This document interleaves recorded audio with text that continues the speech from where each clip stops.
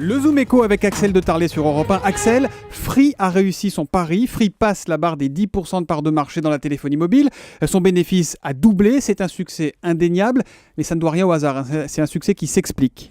Bah oui, Free a cassé les prix, tout simplement. C'est aussi simple que ça, avec des offres à partir de 2 euros par mois. Vous vous souvenez d'ailleurs de cette boutade d'Arnaud Montebourg qui avait lancé au début de Free. Free a fait plus pour le pouvoir d'achat des Français que Nicolas Sarkozy en 5 ans. Mais c'est vrai que depuis que Free a déboulé sur le marché du mobile, la facture moyenne en France a baissé.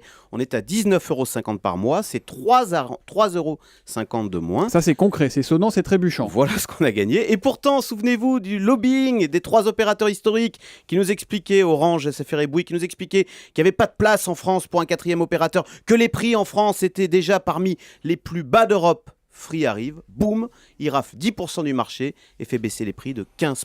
Alors, on a quand même beaucoup dit que tout ça, c'était fait au détriment d'une dégradation de l'emploi. On rogne sur les prix, mais on perd des emplois. Alors, c'est vrai que ça a été beaucoup dit, même si Free a sorti une étude pour montrer qu'au contraire, il avait créé des emplois. Mais c'est vrai, reconnaissons-le, que cela a sûrement accéléré des délocalisations de plateformes téléphoniques. Mais de toute façon, il faut savoir que la nature est ainsi faite que chaque année, l'homme apprend à produire plus avec moins de moyens. Ce sont les gains de productivité, c'est normal. Et si vous ne mettez pas suffisamment de concurrence dans le système, qu'est-ce qui se passe ?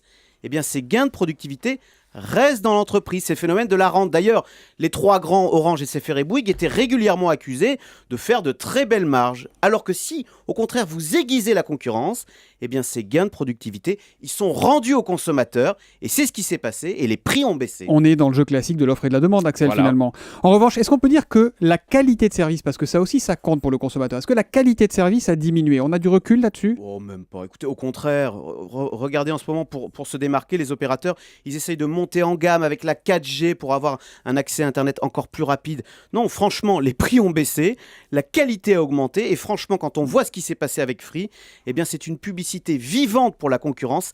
Et quand on voit ça, on se dit que pour augmenter un peu le pouvoir d'achat des Français, eh bien, ça serait pas plus mal d'introduire un peu de concurrence, justement, dans tous ces secteurs protégés, les pharmaciens, les taxis, les notaires, ou encore, pourquoi pas, disons-le, la SNCF. Il faut suivre l'exemple de Free et l'adapter à d'autres professions. C'est ce que nous dit ce matin Axel de Tarlet dans le Zoom Echo sur Europe 1. Le chiffre du jour ?